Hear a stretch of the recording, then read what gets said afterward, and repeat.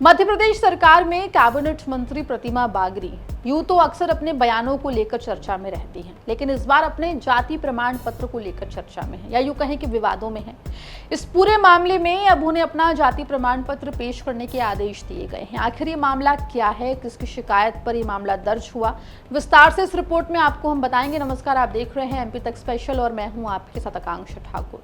देखिए, मध्य प्रदेश में अगर महिला नेताओं की बात करें तो प्रतिमा बागरी का नाम अव्वल उन नेताओं में आता है जो अपने बयानों को लेकर अक्सर चर्चा में रहती हैं। कभी अपने परिवारजनों की वजह से चर्चा में रही हैं, तो कभी मीडिया कर्मियों को हड़काते हुए दिखी हैं। लेकिन अब जो है प्रतिमा बागरी, वो आ गई हैं विवादों में। विवाद की वजह है उनका जाति प्रमाण पत्र। दरअसल मध्य प्रदेश सरकार की नगरीय प्रशासन राज्य मंत्री प्रतिमा बागरी के अनुसूचित जाति यानी कि एससी प्रमाण पत्र को लेकर जो विवाद है वो एक बार फिर से सुर्खियों में आ गया है। राज्य स्तरीय जातीय छानबीन समिति ने मंत्री प्रतिमा बागरी को नोटिस जारी कर दिया है और 6 जुलाई को व्यक्तिगत रूप से उपस्थित रहने के निर्देश दिए हैं। समिति ने उनसे जाति प्रमाण पत्र की वैधता से जुड़े सभी आवश्यक दस्तावेज भी लाने के लिए कहा है। आपको बता दें कि जनजातीय कार्य विभाग के आयुक्त कार्यालय की ओर से जारी नोटिस में कहा गया है कि प्रतिमा बागरी को साल 1950 की स्थिति के अनुसार सतना जिले का मूल निवासी होने और स्वयं को बागरी अनुसूचित जाति का सदस्य साबित करने वाले प्रमाण सहित खुद पेश होना होगा। सभी संबंधित दस्तावेजों की जांच के बाद समिति इस पूरे मामले पर फैसला करेगी।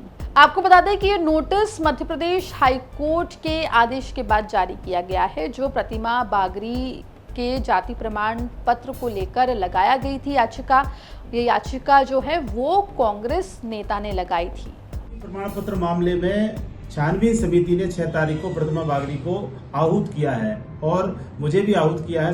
अपने साक्ष्यों के साथ मैंने साक्ष्य दे चुका हूं, लेकिन एक बार पुनः कुछ और साक्ष्य मैं छानबीन समिति के समक्ष रखूंगा। और मैं दावे के साथ कह रहा हूं इस वीडियो के माध्यम से कि प्रतिमा बागरी 1950 की स्थिति में अनुसूचित जाति की बागरी जाति में शामिल नहीं थी। तत्कालीन विंध्य प्रदेश था और विंध्य प्रदेश में बागरी समाज अनुसूचित जाति की जो सूची थी उसमें शामिल नहीं थे। राष्ट्रपति आदेश 1950 की जो सूची जारी हुई उसमें सतना जिले के अंतर्गत बागरी जाति अनुसूचित जाति में नहीं थी। इसी को लेकर मैंने इनकी शिकायत की थी और मुझे पूरी उम्मीद है कि छानबीन समिति निर्णय करेगी। और मैं मोहन यादव जी से भी कहना चाहता हूँ कि यादव जी, आपकी सरकार में लगातार भूमाफिया हो, आपके ऊपर भी आरोप लगे, रेत माफिया हो, वन माफिया हो, शिक्षा माफिया हो, नर्सिंग घोटाला हो और ये जाति प्रमाण पत्र बनवाने का जो लाखों की संख्या में फर्जी प्रमाण पत्र बनाकर जगह जगह जो लोग लाभ ले रहे हैं।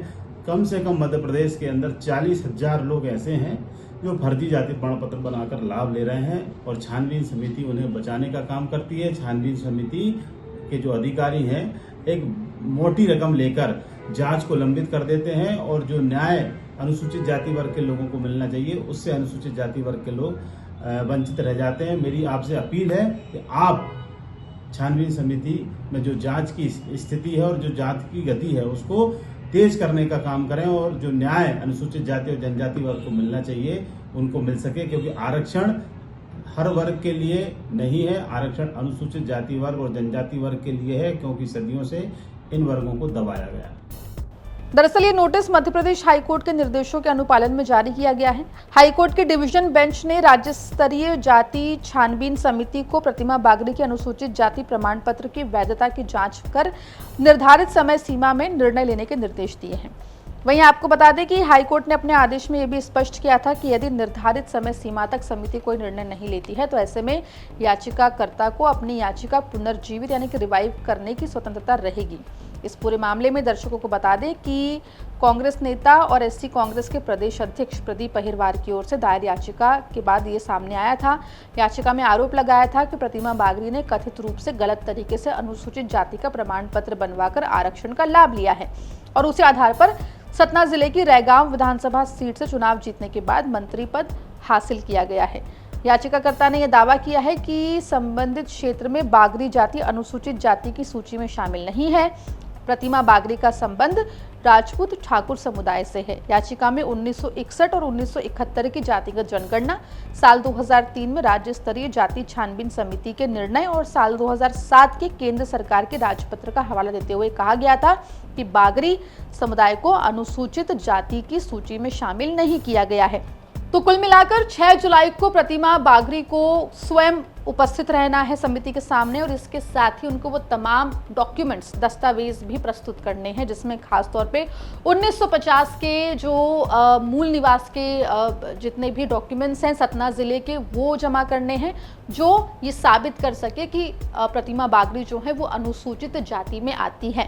आपको बता दें कि इस याचिका पर सुनवाई करते हुए हाईकोर्ट की तरफ से आदेश दिए थे। अब 6 जुलाई का इंतजार रहेगा जब प्रतिमा बागरी पहुंचेगी समिति के सामने दस्तावेजों को लेकर, तब क्या कुछ होगा ये देखने वाली बात होगी। लेकिन फिलहाल प्रतिमा बागरी एक बार फिर से विवादों में दिखाई दे रही है। मामले पर आपकी क्या राय है, कमेंट सेक्शन में लिख के बताएं। मध्य प्रदेश जुड़ी तमाम खबरों के लिए बने रहिए एमपी तक के साथ।